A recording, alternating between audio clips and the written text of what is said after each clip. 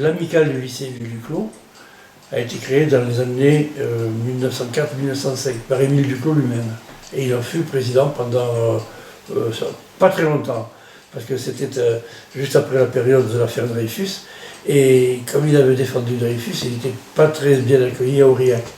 Ce qui l'avait conduit à démissionner de plusieurs associations, dont celle de l'amicale qu'il avait pourtant fondée.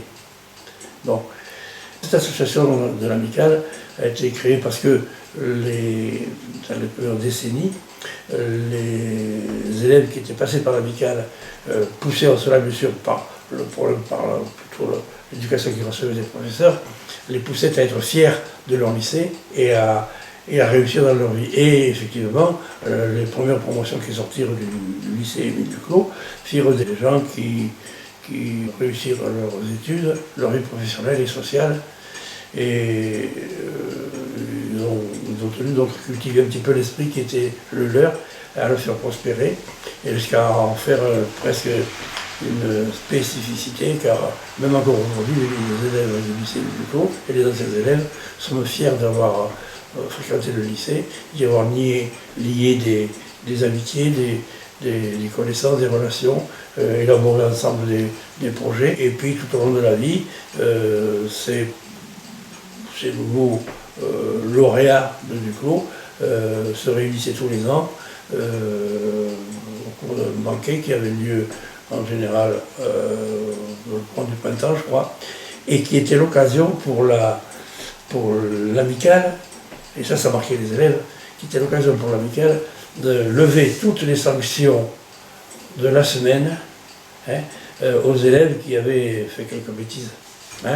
Et ça, quand moi j'étais élève au lycée du cours, dans les années 55 par là, ça existait encore, mais c'était les dernières années où l'amicale se réunissait. Le dernier banquet a eu lieu en 1958, et depuis cette date-là jusqu'en 1992, l'amicale était complètement en sommeil. Et c'est là que l'histoire de l'amicale rencontre à nouveau celle du lycée, puisque nous avons célébré avec une équipe de profs et de personnel du lycée, nous avons célébré le centenaire en 1991. Alors, la célébration de ce centenaire fut une tâche considérable, puisque il fallait quand même trouver les anciens élèves, leurs adresses, parce que si on avait leurs adresses quand ils étaient gamins, on n'avait plus celles de l'époque adulte. Et enfin, du bouche à oreille, finalement, la contagion a gagné beaucoup d'anciens élèves, et nous avons réussi à avoir un carnet d'adresses d'à peu près 1 millier d'anciens élèves. Et je me rappelle de l'enthousiasme des premiers qui apprirent que nous allions tenter d'organiser un centenaire qui aurait du relief et qui durerait plusieurs jours, voire une semaine, et qui ont accouru au lycée, notamment un ancien qui habitait à Decazeville, un copain de Fabre, de Morse. J'ai oublié le nom de ce Decazevillois. Il m'a téléphoné le jour même et il est venu dormir au lycée et à Purville, 3 ou 4 jours après. C'était véritablement un pèlerinage pour lui, et avec beaucoup d'émotion. Et alors, ça s'est su, le bouche à oreille. À l'époque, on n'avait pas l'ordinateur encore, ni Internet. Et de bouche à oreille, des articles dans la presse, un petit peu la télévision, firent que nous avons rédigé un carnet d'adresses, je disais 1 millier d'anciens élèves, en même temps que nous avons décidé de trouver de l'argent, parce qu'il ne fallait pas compter sur de l'argent du lycée. Il a fallu donc s'organiser pour vendre des produits et financer le centenaire. Alors nous étions mis à rédiger une plaquette dont la rédaction a été dirigée par Wirth. Et Fabre de Morse nous avait fait vendre 6000 bouteilles de vin de Musée. Nous avons vendu 8000 t-shirts, le livre du lycée, la plaquette, et qui a été élaboré par un peu chacun d'entre nous. Il y avait des membres du comité, et puis des bénévoles, des gens qui nous ont raconté des histoires, qui ont apporté des souvenirs professionnels. Je pense par exemple à Roger Luzu, qui avait tenu à rédiger un article qui est intégralement reproduit dans la plaquette. Puis il y en a d'autres. Enfin bon, également des gravures, des gravures d'Élie Vigne, qui était un artiste du côté de Rouillac.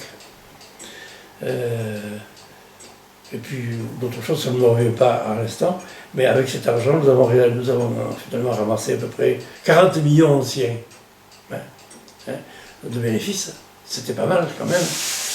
Et avec ça, nous avons fait réaliser une fontaine dans la cour centrale du lycée qui n'existe plus aujourd'hui. Ça avait été une œuvre inspirée par le prof de dessin, Saint-Michel, qui s'était appuyé sur le fait que Vermeloux avait fait pas mal d'études et de recherches, d'analyse des fontaines, des sources des vallées de la Jordanne, qu'il appelait ses sources, il les appelait ses filles. Et dans les années 1910, par là, une souscription avait eu lieu pour rédiger une fontaine au lycée Duclos. C'était aussi le vœu finalement de Duclos. Et puis les fonds se sont égarés, on ne sait pas trop où. On retrouve trace de ça dans la plaquette également. On avait rédigé cette fontaine, on avait fait venir des conférenciers, on avait mobilisé aussi la chorale du millénaire, organisé un match de rugby, parce que le rugby au lycée Duclos c'était quelque chose. Dans les années 1902, 3, 4, 5 par là, au moment où naissait le rugby dans le département, les francs joueurs rencontraient régulièrement les équipes environnantes, à Toulouse, Montauban, Cahors, Rodez, et notamment on avait fait venir l'équipe de Rodez et qui a joué contre les francs joueurs pendant cette semaine-là. C'était la première semaine, je crois, du mois de juin 91. Et donc il fallait de l'argent, on en a trouvé. Et je me plais à rappeler, à cette occasion, le geste qu'avait accompli, c'est assez inattendu, le geste qu'avait accompli l'école militaire, l'école navale militaire de Brest, qui avait été accueillie pendant la guerre 39-45 par le lycée Duclos au bâtiment de l'annexe, et ils sont restés jusqu'en 1948. Et ils ont tenu à venir en aide à l'association pour le centenaire en nous apportant une subvention substantielle. C'est assez beau pour être souligné. Et alors, finalement, après le centenaire, d'ailleurs ce que je vais te dire là, je le raconte dans le livre du lycée, celui que les profs ont rédigé. Il y a quelques pages sur l'amicale des anciens. C'était pour l'organisation, pendant le déroulement, c'était lié des relations nouvelles. Parce que même si on vit avec les profs au lycée, on aime tous un petit peu casanier, replier sur soi, dans son secteur. Les scientifiques du bloc scientifique ne viennent pas dans la cour centrale, et vice-versa. Et alors on prend ce qu'on aime, ce qu'on n'est pas. On vit à l'étranger un petit peu. Et alors, les choses avaient bien changé pendant cette année de préparation. Et nous étions une bonne quinzaine, et on ne s'était plus à se retrouver donc, après le centenaire pour faire un bilan. Aujourd'hui, on dirait un débriefing. On fait un bilan entre nous. Et alors, se poser la question de savoir qu'est-ce qu'on allait faire de l'association.